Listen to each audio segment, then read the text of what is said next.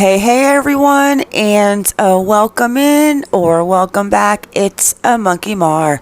Before we get into this video, please make sure you click that subscribe button, the bell for notifications, and of course, the like. So after reading some of your comments, well, most all of your comments, and some of you definitely seem to know this case, and like most of you, I had forgotten about it too, but I never knew how deep it was. So let's break it down. Let's go in parts. Let's just go through the timeline of everything that went down. First, let's start with the key players. So let me refresh it. Trenton Duckett was missing since August 27th, 2006. His mother, Melinda Duckett, is the prime suspect, but there is no evidence proving that Melinda did anything with or to Trenton. However, there is a handful of people who want to paint the picture of Melinda as an unfit mother and have persuaded the press to do their dirty work, just like they had DCF do their dirty work. Melinda Duckett was set up. So after the key players, I am just going to jump into the reports on her suicide after I go through the timeline, because if you do not know the story of the suicide in the shotgun, it's going to make you think, could she have even possibly did what she did in her grandma's closet in the Villages? Let's get into it. Key players. We've got Melinda Marie Eubank Duckett, set up as prime suspect, who is Trenton Duckett's mother. Melinda Marie Eubank Duckett at the ages 2, 6, 20, and 16. Then we've got Joshua Ryan Duckett. This drug charge was dropped, but doesn't mean it's not ongoing even today.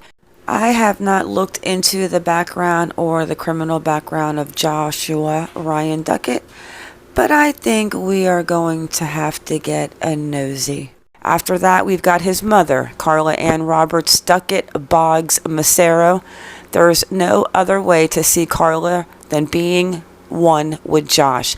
The very reason she was jealous of Melinda and any other female in Josh's life and wants custody of Josh's sons. Jason Wayne Fort. This is the boyfriend that she took in, the companion, Jason Wayne Fort, with Carla at Dade City Church. He has lived with Carla since January 2006 until present, while she is still married to Kevin John Macero and lives in Kevin's house. Jason is the one Melinda named in her police report, person she believed kidnapped Trenton. That was the name that was written on the Orbit gum box. Then we've got Kevin John Macero, lived with Carla when Josh was 4 years old and married Carla in 2003. He left in December 2005. He believes Melinda innocent in this case, and he has affirmed that Melinda was set up for the Baker Act. Then we've got James Aaron Duckett, who is Josh's father.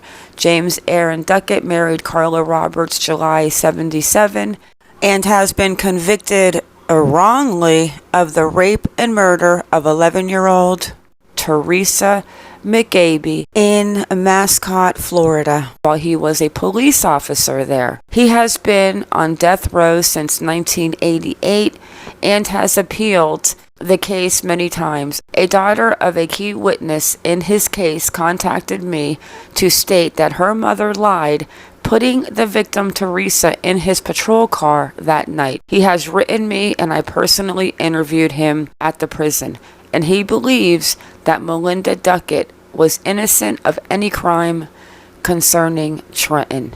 But then you have to go back and remember about the don't come and visit on the day that Trenton went missing, and then the call back from James to Melinda that said he had the dates wrong. So he was an officer too that is accused of not only raping but killing a child like Carla Ann Roberts' niece Chris, who was on the hung jury, but actually he is not even a player in any of these. So then we've got a Lori Ann Felger Corneth. Lori Ann Felger Corneth inserted herself into the lives of Melinda and Josh. Her son Brian Corneth rode dirt bikes with Josh, and she appointed herself as a long signatory on the Trenton Duckett Family Trust Fund after Trenton was abducted.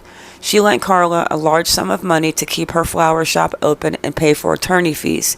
She put herself in charge of all of the donations. She is also the one who led a campaign to smear Melinda's reputation. Her first act was bringing the porn information to the attention of Leesburg police 2 days after Trenton went missing. She also appointed herself head of Team Trenton.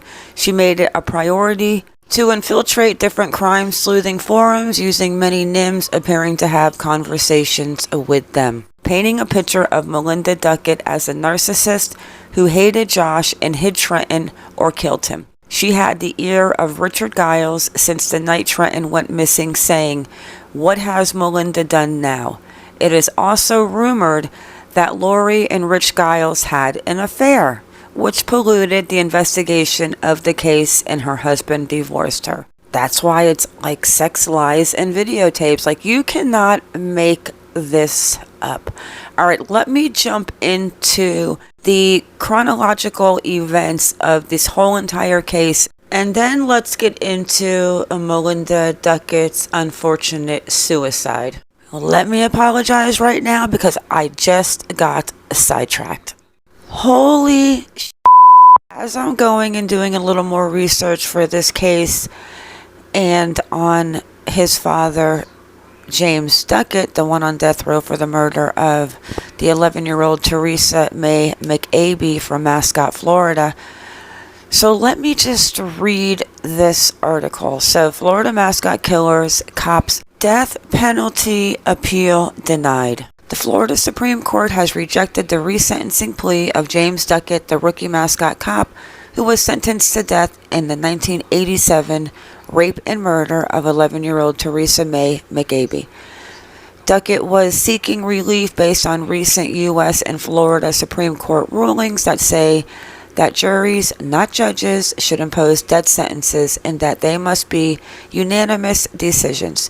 The jury recommended death at his 1988 trial and an 8-4 vote, but Florida Supreme rulings say death cases resentencing appeals only apply to cases where the conviction and appeals are completed after June 24, 2002. That was when the U.S. Supreme Court made its landmark decision about juries making death decisions in an Arizona case. After reviewing Duckett's response to the order to show cause, as well as the state's arguments in reply, we conclude that Duckett is not entitled to relief, and justices wrote in their opinion Friday. The state high court last year rejected Duckett's appeal, attacking the credibility of an FBI hair analyst who testified that a pubic hair found in Teresa's underpants was consistent with Duckett's. Her body was discovered in a lake by a fisherman. A Department of Justice study was critical of some of the hair expert's work on other cases, saying he overstated the significance of some findings. The hair evidence was by no means the only evidence supporting the conviction in the case, justices noted in the opinion. Significantly, the victim was last seen at the convenience store in Duckett's patrol car, and the unusual tire tracks at the lake where the victim's body was found matched those of Duckett's patrol car. In addition, although Duckett had stated that the victim never sat on the hood of his car, both Duckett's and Teresa's fingerprints were discovered on the hood of Duckett's patrol car. In fact, Duckett's prints were with the victim's, whose prints indicated that she had been sitting backwards on the hood and had scooted up the car. After reading that prior article, a light bulb went off. I was like, oh my God, I have seen him before, and I have. If you watch Death Row Stories on HLN, you will know what I'm talking about, and this is the episode. I remember this episode clear of day, guys. There is a little graphic content, so I want to warn you now. If you do not want to watch it, now is the time to probably fast forward. But I thought he was guilty from the beginning, and I didn't even know that he was Trenton Duckett's grandfather when I watched the series. let's get into it. He is so, in my opinion, he is so full of it. And I forgot about Jennifer Weldon, who went missing in September of 1987. And then we've got the 3 other girls that claim he took them for a ride in his police car. I know I got sidetracked. We are almost here. He is back when the crime happened. I'll tell you, this case is deep. It has it all. That's why I'm definitely going to name this little series Sex, Lies, and Videotape. Here is the timeline of the story, but I'm not going to really get deep into the beginning. So August 2002, Melinda moved from Lockport to Florida. January 2003, she met Joshua Boggs Duckett, and I don't know that last name Boggs. I did see it in his mother's last name, so I'll have to, get nosy. And then she was going to join the Army Reserves, but she had to withdraw to asthma. She becomes pregnant, and then December 2003, Carla Massaro threatens to get custody of the baby prior to birth. And then it talks about her working. She graduates high school. She gave birth to Trenton 2004, August. Melinda moves in with Trenton to apartment in Bushnell. Then it goes on to say she works and where she's working. And then April 2005, Joshua Duckett leaves Bushnell Apartments, does not want to be a family, calls DCF at behest and Carla Massaro to accuse Melinda of harming Trenton. These people are petty, and they are just a real good bunch, huh?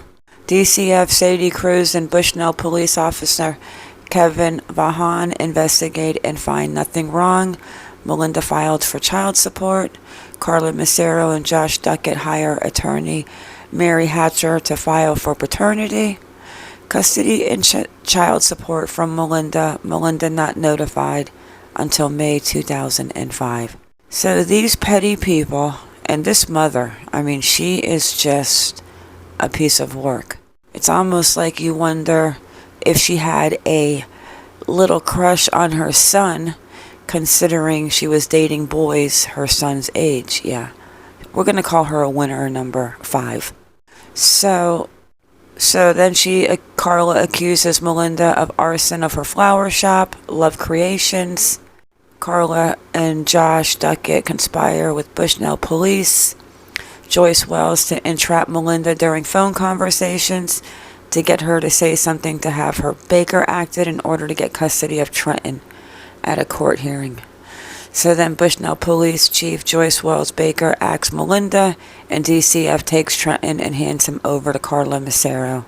And it just goes on with the back and forth. And then May 2005, Melinda moves from apartments in Bushnell to apartment in Leesburg. Melinda is not allowed to see her son Trenton on her first Mother's Day. Carla Massaro acts as the pretend mommy. Yeah. So then in 2005, Josh leaves his mommy and he goes to the apartment in Leesburg. And then June 12th, he signs an affidavit with the Sumner County Circuit Court stating that he lied to the court and DCF that Melinda threatened to harm Trenton and that she was a good mother and not crazy, and that it was his mother that influenced him to say it. So it goes on that Josh is not allowed to have Trenton with Melinda until DCF okays it, and he moves in with the neighbor of Melinda's grandparents, Margaret Rostron, and the grandparents babysat Trenton during the day. July 3rd, 2005, Melinda and Josh elope. And then they signed a paternity settlement in July 6, 2005, that Melinda would have custody of Trenton and that he would have visitations, and this document would supersede any other document. So then Josh files a restraining order against his mother for harassment and bullying, and enlisting numerous people to carry out the harassment against both Josh and Melinda. And that was August 2005. Goes on about her jobs. And then 2005, October 7th, DCF awards residential custody to Melinda and gives Josh unsupervised visitation. And then they go to marriage counseling.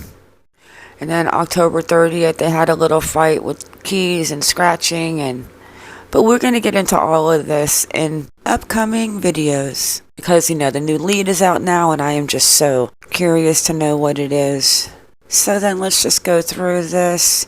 And then we've got Carla, November 4th, 2005. Well, Carla and Josh report the Eubanks to the villages of the HOA that a child under the age of 19 is living with them. So November 23rd, 2005, she gets custody of Trenton again. Josh has visitation. November 27th through the 30th, 2005, Trenton was hospitalized with pneumonia and strep throat. She definitely worked Melinda. Then January 2006, Melinda signs up with MySpace, and we'll go through her MySpace page at a different time. And then January 31st, 2006, Josh creates a F-Face MySpace account. And then the last but not the least, February 2006, at a child support hearing, court orders Josh to pay child support in the amount of $403, payable each month beginning February 15th, 2006. Okay, let's jump into this one part about her suicide, and I am going to wrap up part 2. Maybe some of you know every detail of this case. I did not know every detail, and for those who did not know the details on Melinda's suicide, let's get into it. So they say 2 shots, 2 shotguns. So we've got the first shot, the first picture showing Trenton's clothes hanging up in the closet, and then the shot through the wall. There's the hole in the wall. And then that's the hole outside of the wall. So here we go in the above are crime scene photos taken by FDLE. When I spoke with Detective Andy Krogan of the Lady Lake Police Department, he told me this first shot was probably a first attempt and the gun slipped. So Melinda had taken her grandfather's shotgun from its hiding place in the master bedroom closet. She placed the gun in its case on the master bedroom bed and left the empty case on the bed. She would have then had to go to the nightstand and remove the magazine clip from the top drawer. There was a fork on the floor next to the nightstand. Apparently, she put the magazine in backwards. It was our theory that she got the fork to unjam the magazine and put it back in so it would operate. However, and this is giving a diagram of where all of the shots were found. Let me open this picture up. So this is basically showing that this is 4 feet 10 inches right here, and that's the height of Melinda. The first shot is in through the wall here, and then we've got her elbow height and the trigger point height there. So let me open that up, and of course it's small. I can't read it here. So we've got, this explains Chief Ed Nathanson, 45 fired lead pellets, 1 fired 12 gauge shot protector wad, and 1 fired 12 gauge shot cup. So we are talking about 2 shotguns. So the results, so we go, the shotgun was functional. The trigger pull was measured to be between 7 and 7¼ pounds. The shot shell in this exhibit were not examined further. The shot shells in this exhibit were not examined further. And then we go, the shotgun was functional as received. However, the magazine was installed backwards and had to be forcibly removed and reinstalled properly. The trigger pull was measured to be between 5½ and 5¾ pounds. The shot shells were identified as having been fired in the Exhibit 4 shotgun. So here in the big red, the magazine was jammed in backwards. Shots had to be manually loaded twice. So I don't know how you are going to...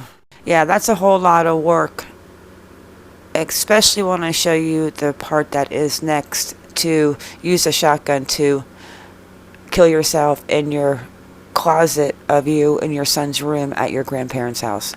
I don't know. Let's go ahead and read a little more and see what we can find out, because I am actually reading this with you guys for the first time because I like to kind of get into it with you guys, and you guys can get into it with me as I'm getting into it. All right, let's see. Shells in the magazine could not be expelled because they were in backwards. Therefore, Melinda would have had to get the shotgun shells from the bottom drawer of the nightstand. The box of number 6 birdshot was still in the bottom drawer. There were 6 shells missing from the box of 25. Then Melinda would have had to load 1 birdshot in the pump action gun and fire the shot. The first shot went into the wall. She would then have had to load a second shell into the chamber.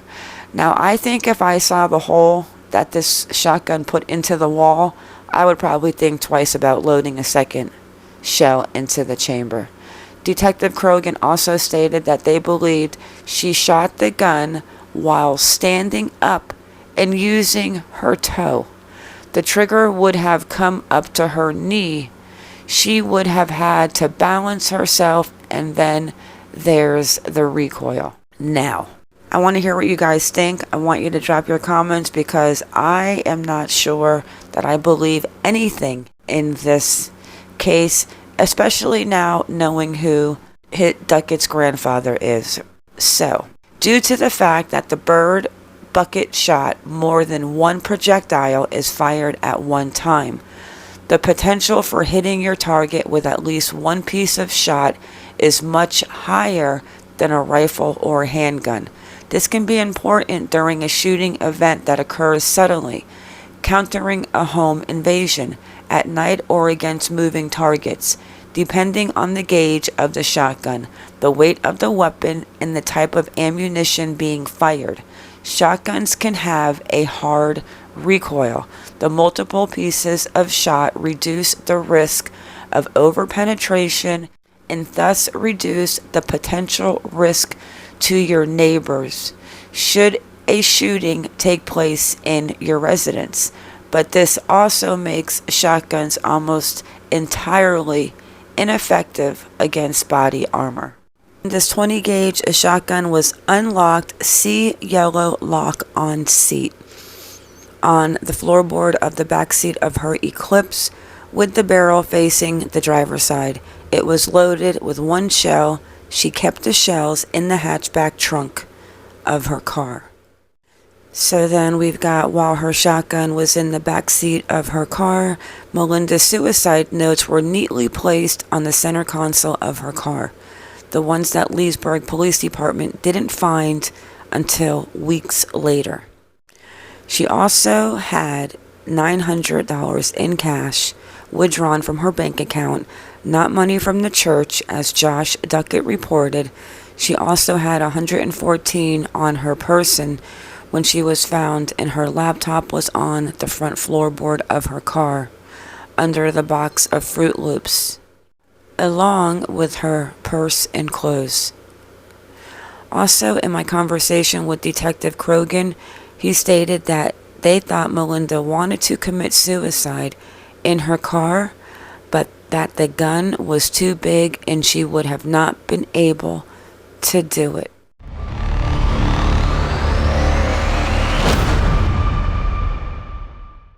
And with that, it is a wrap. I want to thank you all for coming in. Thank you for watching. Please like or dislike, whichever you prefer, and subscribe. Everyone have a great day or a great night wherever you are in the world, and stay vigilant. I am out.